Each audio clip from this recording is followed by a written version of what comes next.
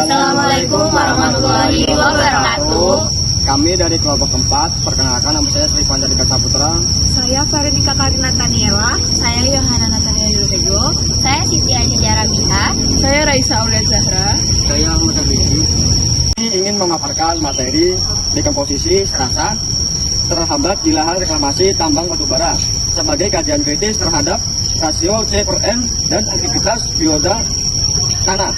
Materi ini mencakup latar belakang reklamasi tambang, permasalahan serasa yang tidak terurai, teori ilmiah, dekomposisi organik, analisis penyebab hambatan serta rekomendasi solusi. Latar belakang penambangan batubara terbuka seringkali mengancamkan lapisan tanah atau subsoil, membadatkan struktur tanah, menimbulkan kondisi kimia yang buruk. Oleh karena itu, reklamasi lahan tambang tujuan untuk memulihkan fungsi ekosistem yang terganggu, bervegetasi kembali. Juga untuk mengembalikan tutupan vegetasi dan daun nutrisi yang hilang. Dalam konteks ini, proses dekomposisi serasa bahan organik seperti daun dan ranting sangat krusial. Dekomposisi mengubah bahan organik kompleks menjadi nutrien yang dapat diserap tumbuhan. Dengan demikian, jika serasa tidak terdekomposisi dengan baik, siklus hara terganggu dan kesuburan tanah sulit pulih. Identifikasi masalah.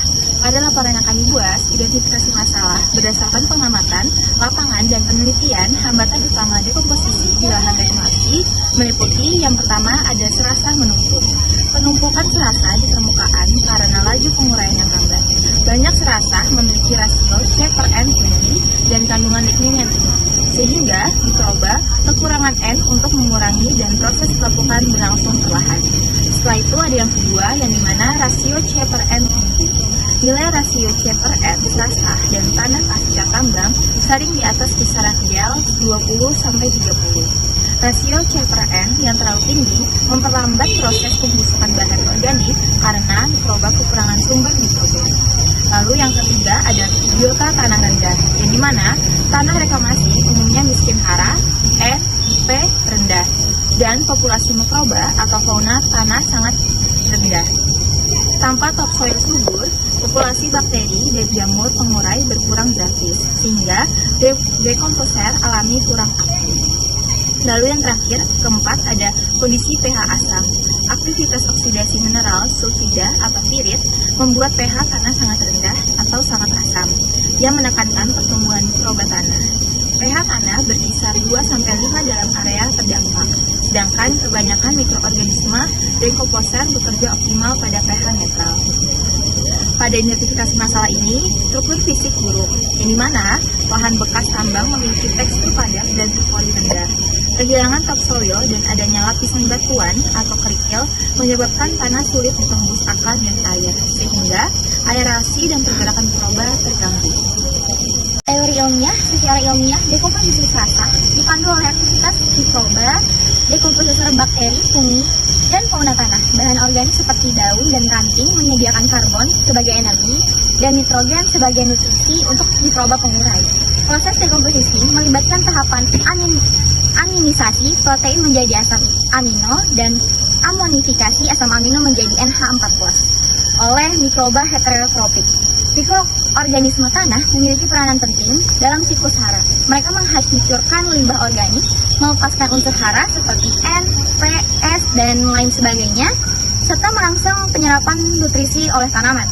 Semakin banyak mikroba pengurai, semakin banyak karbon dilepaskan sebagai CO2 dan nitrogen tetap di tanah, C/N rasionya turun. Faktor kualitas rasa sangat mempengaruhi kecepatan dekomposisi. Lignin dan selulosa merupakan senyawa kompleks yang sulit diurai. Kandungan lignin yang tinggi pada serasa menurunkan laju pelapukan. Oleh karena itu, serasa kaya lignin, misalnya kayak kayu keras, daun kering, berdekomposisi jauh lebih lambat. Nilai rasio C/N bahan organik yang ideal untuk kompos berada di kisaran 25-30. Jika terlalu tinggi, mikroba kekurangan N atau dekomposisinya lambat. Jika terlalu rendah, awalnya cepat, tapi cepat melambat karena kekurangan sumber C. Selain mikroba fauna, termasuk cacing tanah, serangga detrivora, dan mikroarthropoda juga mempercepat dekomposisi dengan cara menghirup dan menggumpal serasa menjadi partikel-partikel kecil.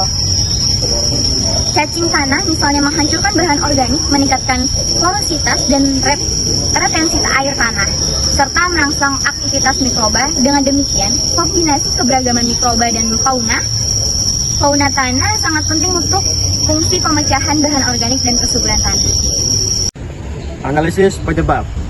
Berdasarkan literatur penyebab, hambatan dekomposisi dan lahan reklamasi adalah sebagai berikut. Aktivitas mikroba rendah. Karena pasca tambang sering ukuran N dan P sehingga mikroba mengurai tidak optimal. Widiati 2006 melaporkan bahwa tanah bekas tambang memiliki populasi mikroba. Tanah jauh lebih rendah dibandingkan tanah hutan alami. pH tanah sangat rendah. Lahan reklamasi umumnya asam akibat kandungan Al dan PE dari oksidasi sulfida. Kondisi asam ekstrim ini menghambat pertumbuhan sebagai besar mikroorganisme tanah. Kualitas serasa buruk. Banyak serasa dari revegetasi awal pohon pionir mengandung lignin tinggi dengan rasio C/N tinggi sehingga sulit terdegradasi. Akibatnya serasa menumpuk di permukaan. Hilangnya topsoil, lapisan tanah atas subur terangkat atau tercampur dengan batuan, sehingga bahan organik dan hara asli hilang. Tanah yang tersisa cenderung padat dan miskin bahan organik. Struktur fisik buruk, padatnya tanah reklamasi mengurangi pori tanah, yang dapat menghambat aerasi dan aktivitas akar atau mikroba. Kondisi ini memperlambat dekomposisi karena mikroba sulit menjangkau bahan organik. Rekomendasi solusi. Berdasarkan teori dan praktik reklamasi, solusi yang dapat dilakukan antara lain penambahan bahan organik kayu, N, aplikasi kompos atau pupuk kandang menambah nitrogen dan mikroba tanah. Studi menunjukkan bahwa topsoil, bokasi, dan kompos kelapa sawit dapat menaikkan pH dan kadar N total tanah, serta menurunkan rasio C/N. Campuran bahan organik ini memberi nutrisi bagi mikroba dekompresor dan mempercepat pelapukan serasa. Inokulasi mikroba pengurai. Penggunaan pupuk hayati seperti fungsi mikroza arbuscular atau AMF dan bakteri selotik lokal dapat mempercepat dekomposisi. Misalnya, inokulasi AMF terbukti menaikkan pH tanah sekitar 15% dan meningkatkan P tersedia. Dan kayak hara menjadi mikrobia lebih aktif menguraikan bahan organik. Reintroduksi cacing tanah. Peran fauna tanah dapat dimanfaatkan dengan penanaman kembali cacing atau hewan tanah lainnya. Cacing tanah meningkatkan porositas dan salinitas tanah, serta membantu memecah serasa menjadi partikel yang lebih mudah diurai. Penerapan vermicomposting di area reklamasi juga dapat merangsang aktivitas biologis tanah. Perbaikan struktur fisik. Tanah yang dipadatkan perlu digemburkan, misalnya dicangkul atau diberi alat tanam. Ditutup mulsa organik dan dialihkan kapur untuk menaikkan pH. Penambahan lapisan topsoil subur di atas lubang reklamasi akan menyediakan struktur granul tanah dan sumber hawa awal. Kombinasi perbaikan fisik dan kimia ini meningkatkan lingkungan bagi mikroba dan akar. Sistem vegetasi berlapis. Menerapkan penamatan multistrata atau tanaman penutup tanah, semak, dan pionir atau pemulih, memberikan input serasa yang beragam secara berkelanjutan. Vegetasi berlapis menjaga tanah tertutup, mengurangi erosi, dan menyediakan habitat bagi biota tanah. Pendekatan agroforestry ini membantu pemulihan fungsi ekologis lahan reklamasi.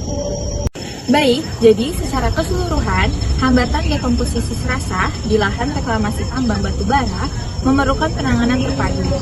Penambahan input organik, pemulihan populasi mikroba dan fauna tanah, serta perbaikan kondisi fisik atau kimia tanah diharapkan dapat mengembalikan aktivitas dekomposer. Dengan langkah-langkah tersebut, fungsi ekosistem tanah reklamasi dapat dipulihkan. Reklamasi yang berhasil adalah reklamasi yang mengembalikan fungsi ekosistem lahan bekas tambang, yang dimana diharapkan dengan menerapkan solusi di atas, tanah reklamasi akan kembali subur dan mendukung keberlanjutan lingkungan. Sekian pemaparan dari kelompok kami, kelompok 4. Terima kasih.